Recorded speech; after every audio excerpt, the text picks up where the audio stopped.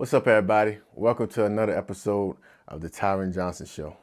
New setup, we're still working on it. We went from downstairs in the living room to I created my second bedroom, and I'm going to turn this into like my recording studio.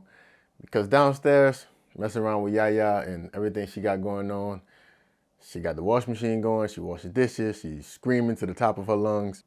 She's kind of always in the way, and I don't want to, mess up her life by always trying to record. So up here, I can record as much as I want. The sound sounds pretty good. I think we got some dampening, some soundproofing going on using the bed, the mattress that was in here. So doing a lot of DIY work, but I think it'll all be worth it in the end. But today's episode, I want to talk about how to be remembered, you have to be impactful. So many people want to be remembered for what they do well. So many people want to be legendary, GOAT status. A lot of time people think that their skills is going to get them to that level. That's not necessarily the case. You can be a great player, very well skilled, but if your character is terrible, if your actions, everything that you've been doing, your energy is off, people thank you for your services and move right on to the next. You're just another number, right? But whenever you want to be remembered forever, you have to be impactful, right? You have to be impactful. And many people would think that my last team put my name on the court and retired my jersey because of my skills. No, them people like family to me. We created a bond that can never be destroyed, right? We created memories that can never be erased, right? And it was more than just basketball. If you see the work that we did in the community, if you see the different events we held, how we communicated, I know these people's kids, I know the fans' kids, I know the fans by name. I talk to these people, send messages to these people, speaking French with these people. These people are like another form of family to me. Like Blue Eye, I can really consider it as like my second home. That's how you be remembered. You become a part of people, right? You become a part of a situation. If I were to look at Blue Eye as just another team or just another job, I could have won 3 championships there, and guess what? I could have gone on about my way, and they could have said, thank you for your services. But no, I developed relationships, and not just relationships, not just working relationships. I developed meaningful relationships. Asked them about how their day was, what was going on in their life. Man, it's been time with me and my GM. I cried in my GM's shoulder one night. Like that's how close we were. Like know each other's secrets, right? So it's like that's family, bro. So you can't just go to these places, you can't just go to these jobs and think that you're going to be remembered if you're not impactful, right? And the first point I want to focus on is you don't get the right to say that you're great. The people have to decide that. You can't walk around saying you're great. No, I'm a great player. Says every player that picked up a basketball.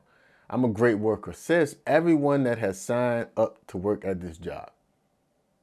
It just doesn't work like that, right?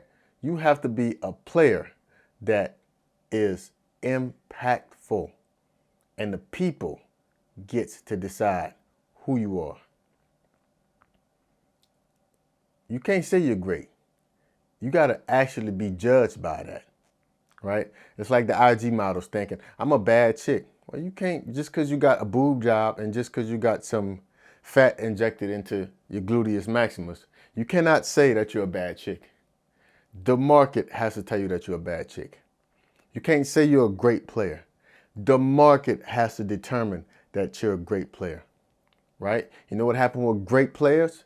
They get great opportunities. You know what happened with great players? They get great roles, right? So you can't walk around saying, I'm a great player. I did this and I did that. Nobody cares because the market says you're an average player. The market says you're a bullshit player. The market says you're a great player, and great players get compensated. Great players get opportunities. Great players get roles. So you don't really have to even ask yourself if you're a great player or not. or even consider if you're a great player or not. The market will tell you, right? Second point, guys living through their high school days and are still stuck thinking that they were special. Everything about your life today shows you that you were just another player, but you're still living in delusion. I know so many guys that'll tell me, yo, I was way better than you. I'm like, how? How was you way better than me in high school when I'm the only one that went D1? I'm in the same situation as you. I didn't have no favoritism. I didn't have no coach telling me, yo, I didn't have no coach doing no favors for me. So how are we the same? You didn't dominate nowhere you've been, right? You didn't dominate nowhere you've been. I dominated high school. I dominated college. I dominated a lot of places that I've been overseas. Not normal, not close, but clear MVPs, clear championships, right? So that's why I'm able to speak like this, because I've been on the other side. I've been on the side where I was on the bench for 3 years in college. I've been on the side where I was a role player as a pro. I'm a role player now.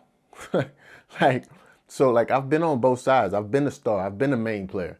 I've been on both sides. So you can't tell me anything about what you're supposed to be, right? A lot of guys are really delusional. I always tell guys, the last 10 years of your career tells you who you are as a player. If you have went everywhere and nowhere, you have dominated, and you still think that you're about to go to the EuroLeague, or you still think that you're about to go to the NBA at 30 plus, you're delusional. Right? Bottom line, you're delusional. Until you have that 1 or 2 years, you can have that year at 31, you can have that year at 32. You might really dominate. I'm talking about 17, 18, 20 points a game. 6, 7 rebounds, 5, 6, 5 assists, something like that. Okay, now we can talk. But these average years that you guys have had, you guys have been solid players. I can say you've been solid players, but you can't say that you're a great player, right? And great players, they're the ones who get remembered. But once again, the greatness don't come just from the skills. The greatness comes from the character, the behaviors, the sacrifices, the commitments. That's who's remembered. How you showed up to work every day. You know, how you make people feel when they see you. Do people feel like you're a burden, or do people feel like you're a spark? Right? That's how you get remembered, right? Third point I want to make. You have to think bigger than yourself. That's why every day has to be meaningful. You never know who's watching. You never know who's watching, man. You never know what little kid is picking up on your habits. You never know what young player on your team is picking up on your habits. You don't know who's watching. You don't know if your boss is watching you, that he possibly want to give you a raise. But he see the way that you interacting with people. He see how you separating the team. I'm not giving you no raise. I'm damn near about to fire you, right? So you got to be careful with how you present yourself to the public, right? You never know who's watching. You out in the street, you in the clubs, partying it up, popping bottles, models. Guess what? These people are losing respect for you. It's nothing wrong with having fun. But what I'm saying, when you're in public and you're noticeably drunk and now you're acting out of character, you're speaking loud, cursing people out, objectifying women, putting yourself in very dangerous situations. All of that follows you. People remember that, right? So when you talk about you being remembered, this is part of your memory.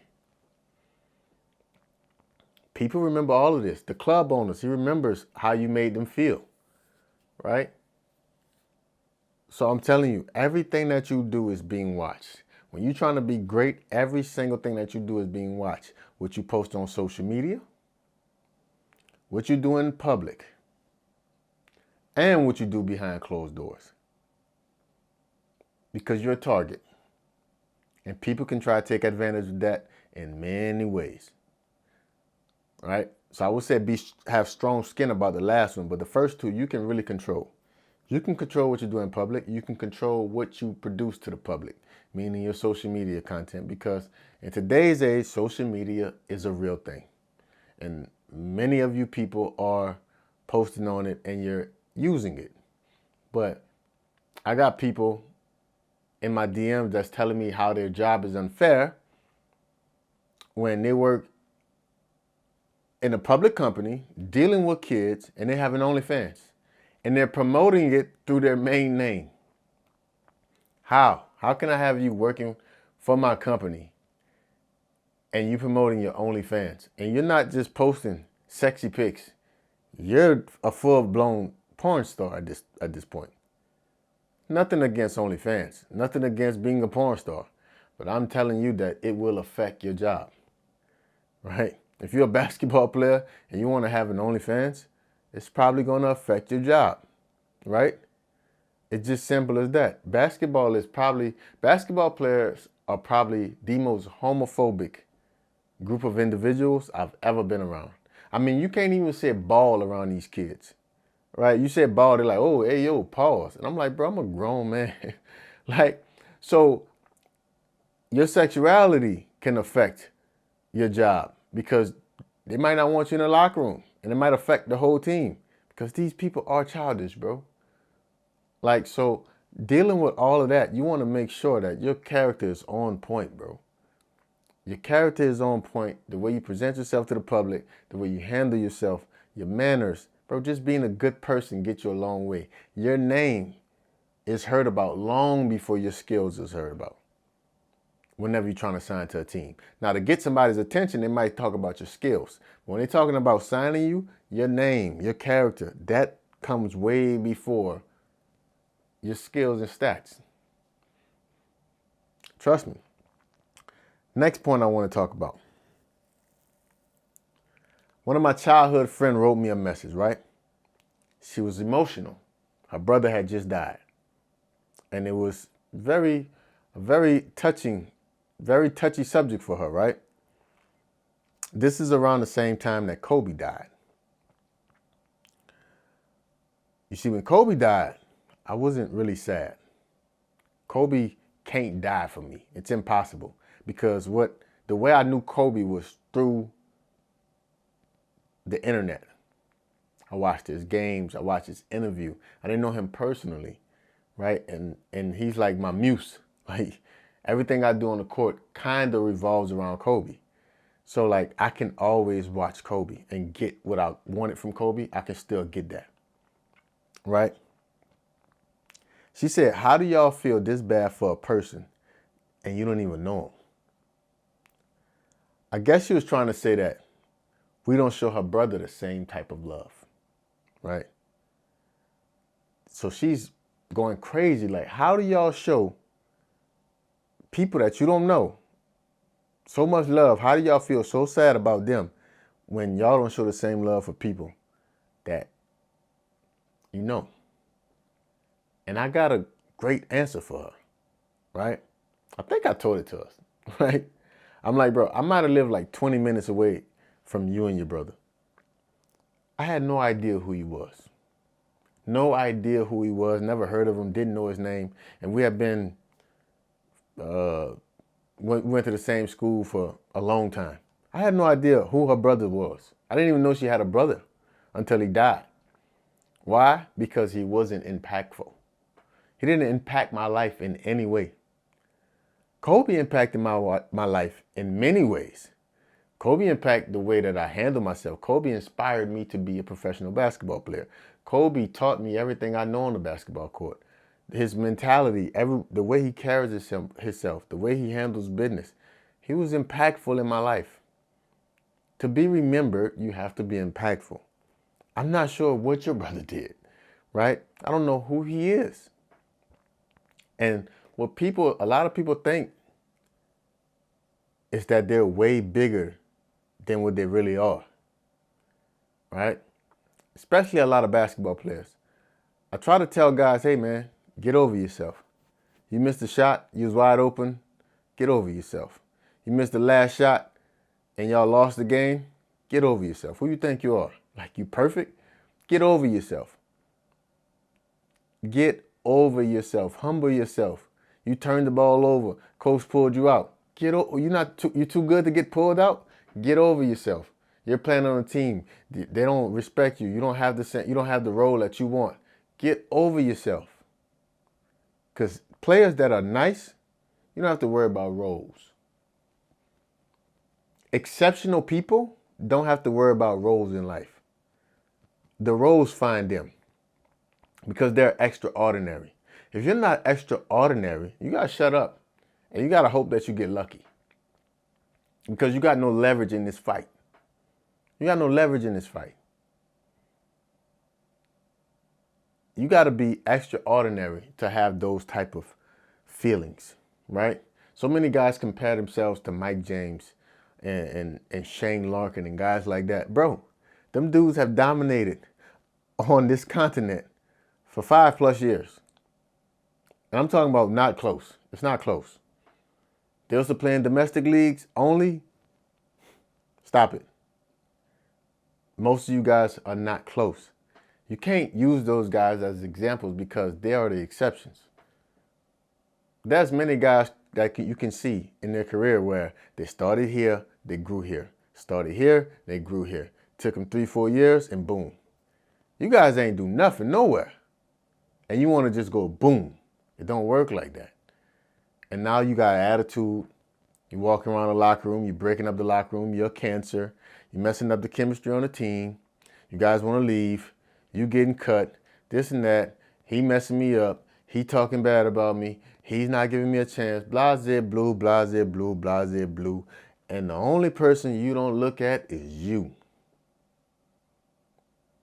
You didn't come prepared like you're supposed to become prepared. You came out of shape. You didn't work on your skills. You don't watch video. You don't be aggressive in the games. You don't dominate in practice. This is all you. Right? If you want to be great, those 5 things that I just named, you got to be exceptional at that every day. You got to be the best in shape. You got to be the most focused in practice. You got to be the most well-studied. You got to be the most aggressive. You got to dominate in practice. That's if you're trying to make them pay. Right? That's if you're really trying to be what you think you should be. But losers, they look at everything around them and they say that that's the reason why they're not successful. And that's why you guys will never be remembered. Because winners and killers and guys that's part of the Make 'em Pay Nation, we look at ourselves. We take accountability for ourselves. What can we do better? What can I do in 5 minutes? What can I do in 10 minutes? How many rebounds can I get? Can I dive on the floor? Can I be the loudest on the court? Can I help my other teammates get open shots? Can I do things that might not involve myself, that might not show up on the stat sheet, that'll take me to the next level? Can I do those things? That's what you do when you make them pay. And that's how you get remembered. You might not be remembered by the fans, but you'll be remembered by your teammates. You'll be remembered by your coaches. You'll be remembered by your fans. You'll be remembered. You'll remember those moments because you know how you made people feel. Be impactful to be remembered. If you like this episode, please subscribe to the channel. Right? Leave a like, leave a comment. Let me know what you guys think. Tell a friend to tell a friend. And remember, every day, make them pay so that one day you can live a truth life. I'm out.